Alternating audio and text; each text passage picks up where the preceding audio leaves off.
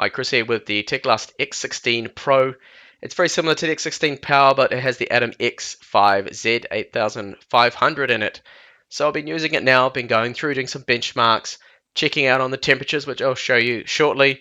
I'll just show you just the minor details here of the system. So installed RAM 4 gigabytes, and it is a 64-bit operating system, which is good to see because what happened with the Chewy HI10 release, at least at the moment, that's only using 32-bit operating system, and you don't get that full 4 gigabytes of RAM. You only get 2.9.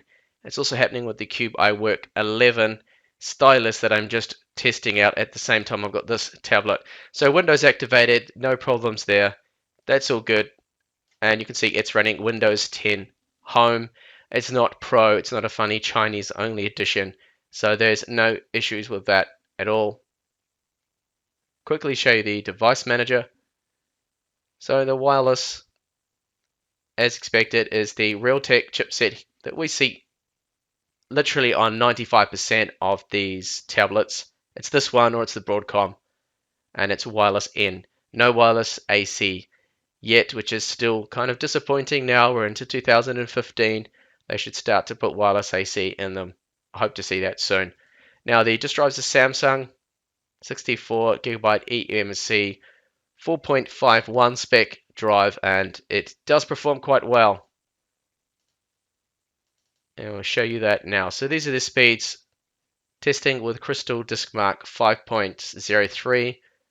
You see that write speed of sequential write of 96 megabytes per second.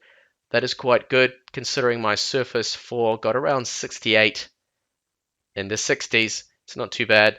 And if you have a look at those 4K random reads and writes, not bad at all for a MMC drive. Okay, if you've got a full-blown SSD that will completely just kill this with its speeds about 5 times faster, but it's not bad. And the micro SD card does support high-speed cards, high-capacity cards as well. It's not capped to 22 or 23 megabytes per second.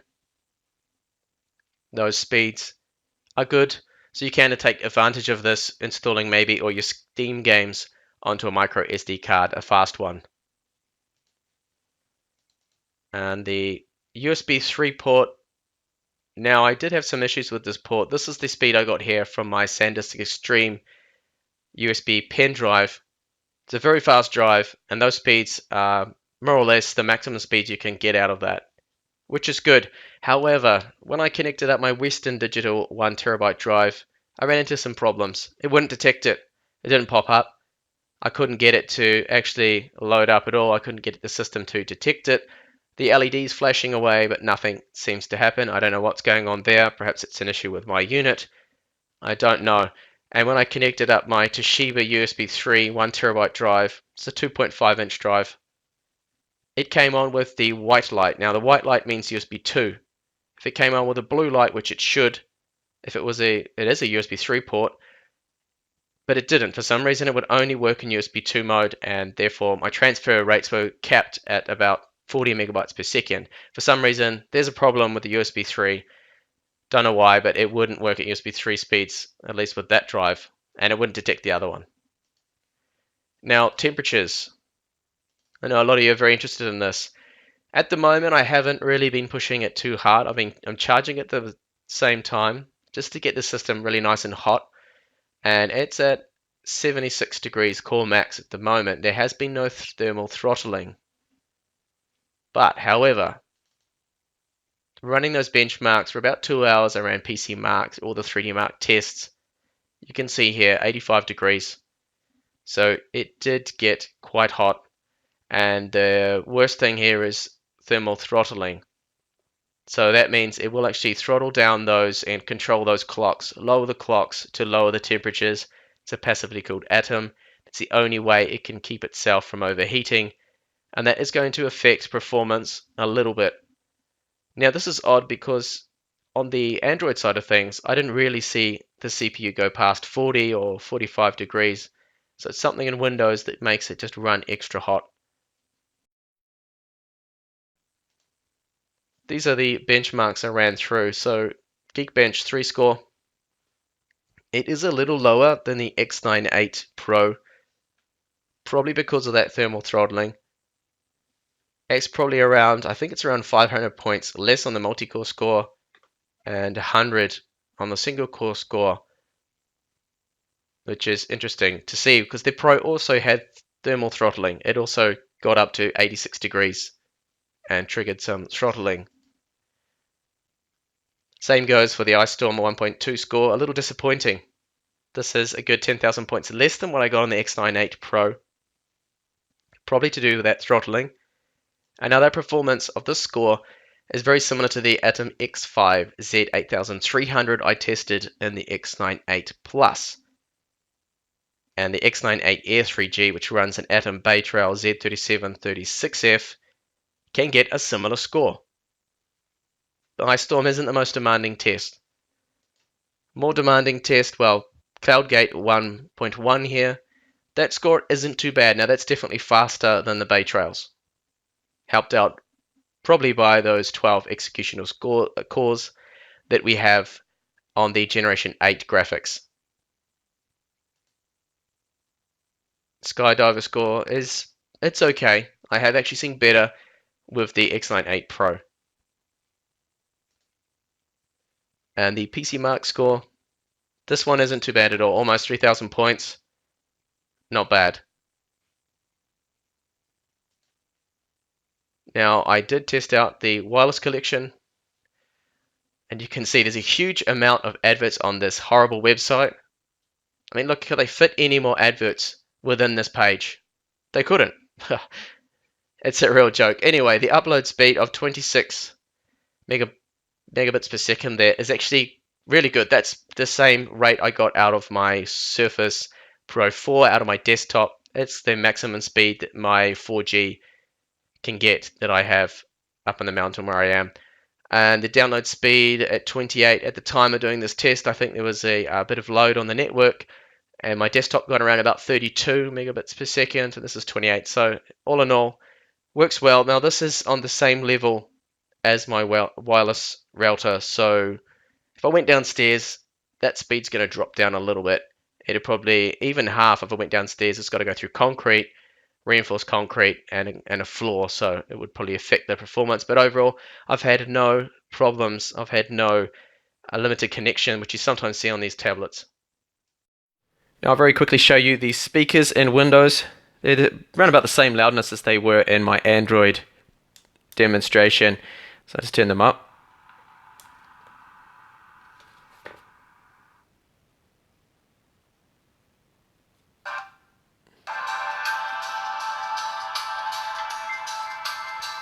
So that is full volume coming out of those two little speakers on the back.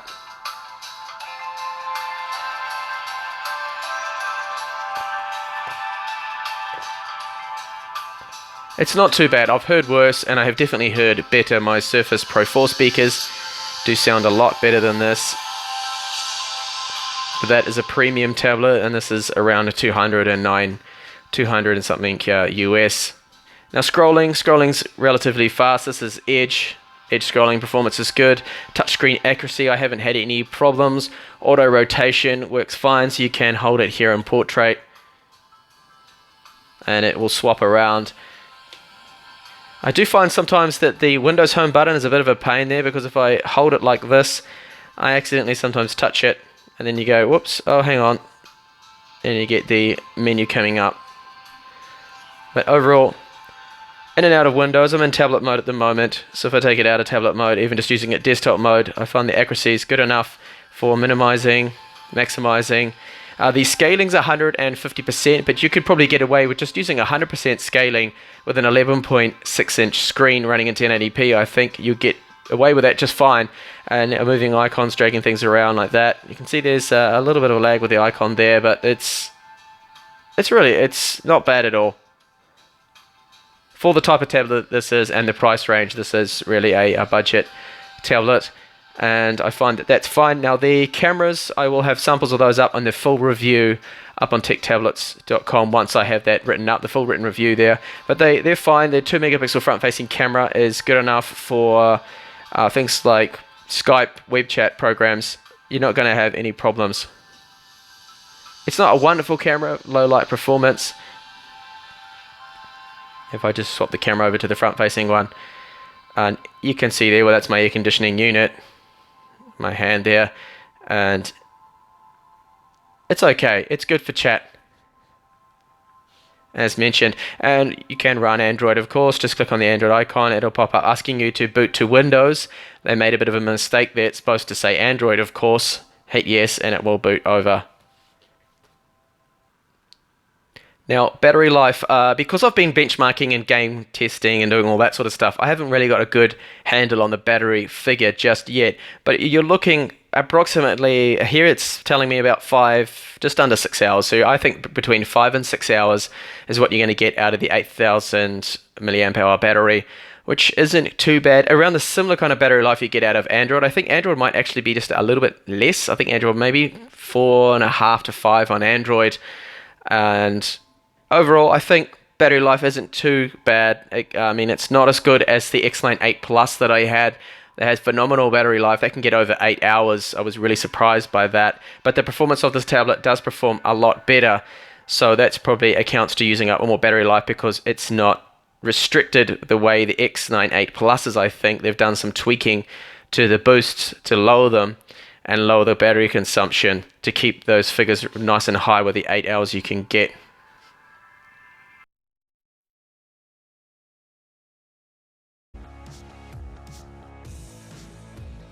This title's Asphalt 8 Airborne, and it auto detects the effects to be extreme, so that's the level it's gone with. I'm just going to leave that because it's automatically set that.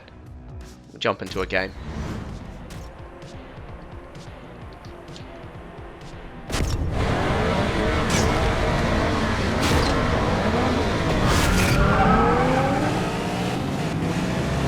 It's a little choppy.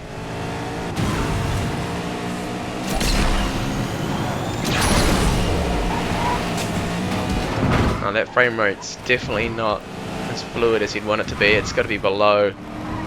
It's around about 20 frames per second, I think. Here we go again, but this time with medium settings. It's a lot better. Seems a lot smoother.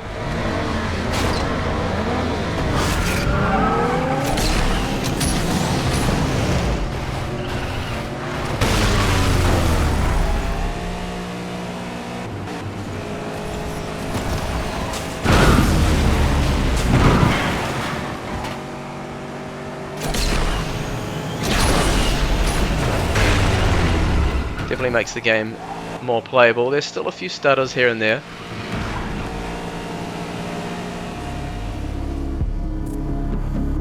Modern Combat 5. Now this is one of the more demanding games that ran okay in Android, so it'll be interesting to see how this plays in Windows. Normally I find the game in Windows runs worse than it does in Android for some reason. I think it's just poorly optimized for the Windows platform.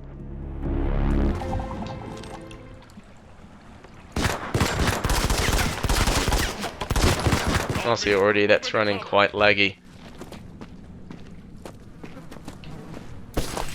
That frame rate is not particularly good.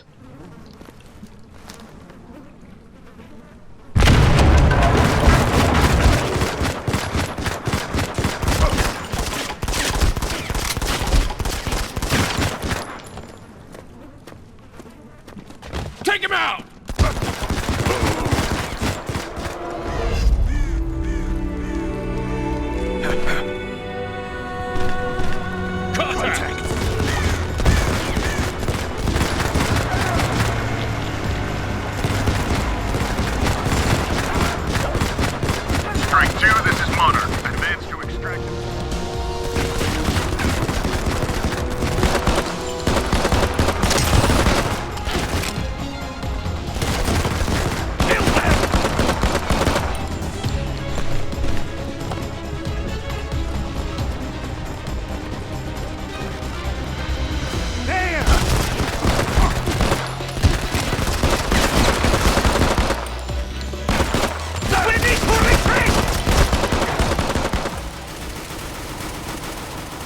Counter-Strike Global Offensive, 1024 by 768 resolution, lower settings. Double kill! And you'll see that my frame rate isn't really that good. We want to keep it hopefully above 30, but it's dropping down a little there.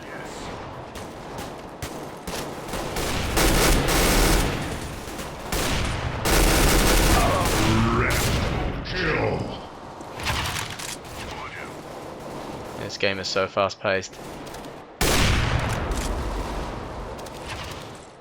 Dominating.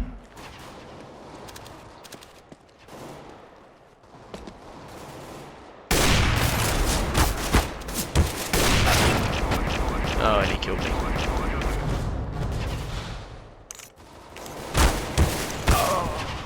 Oh, dead straight away. Not a good place to spawn.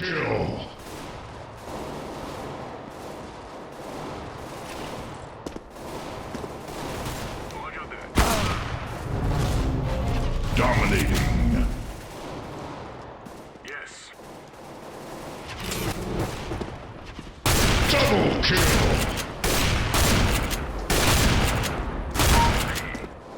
Yay, got one kill.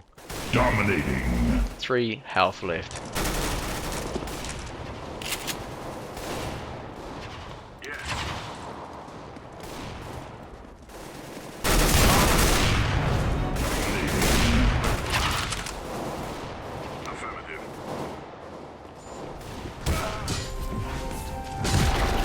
League of Legends running in 1080p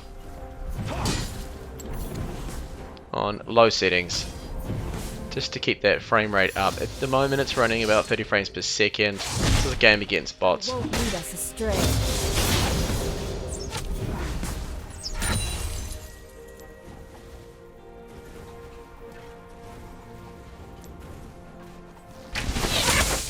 Stand together. Moving around the map, it's quick enough. Of course, if I was to lower the resolution, then the frame rate would definitely increase. And I could even go down to lowest settings there, because it's on second to lowest at the moment. So you drop that down to very low, then it'll probably give it a slight boost. Lead the target.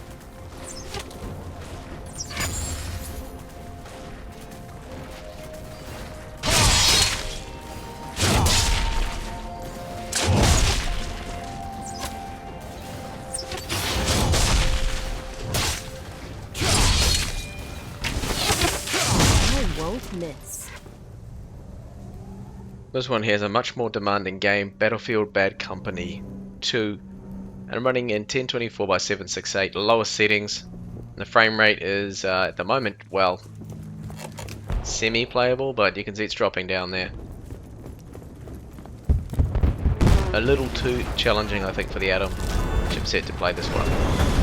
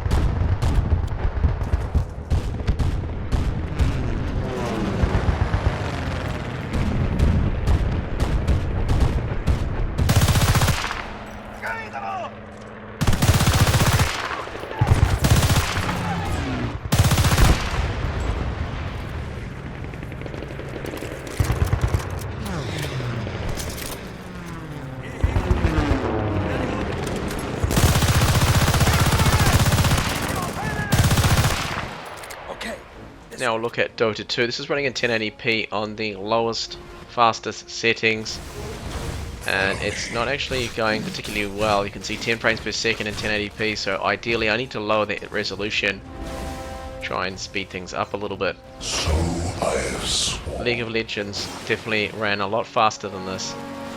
Ran over or around 30 frames per second, but this is struggling.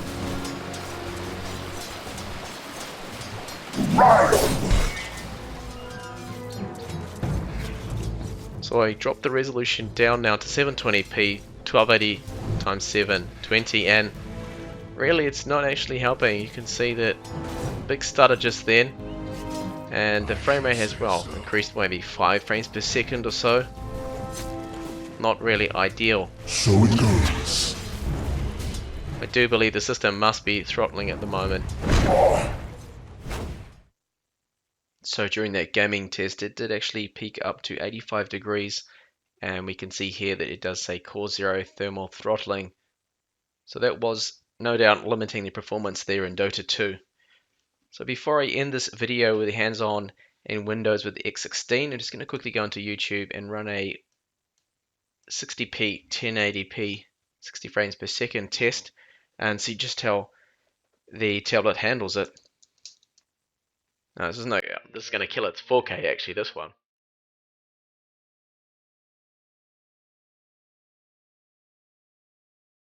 Let's see if there's an option to just enable 30p, probably not.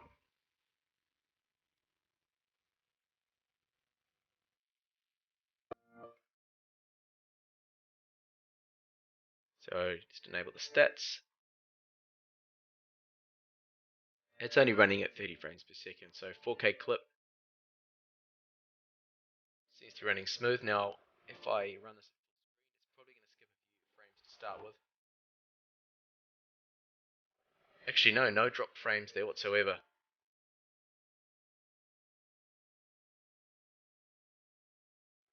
So that's doing fine. This is an Edge that can handle 4K clip just fine.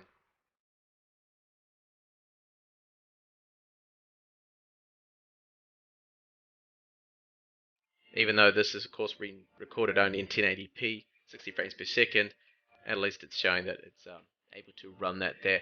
Okay, so that's a hands-on there with the X16 Pro. Thank you for watching the video and making it this far if you have been watching. It did drag on a little bit longer than I would hope for. Hopefully see you in the channel with more up and coming videos on this tablet and other tablets from China.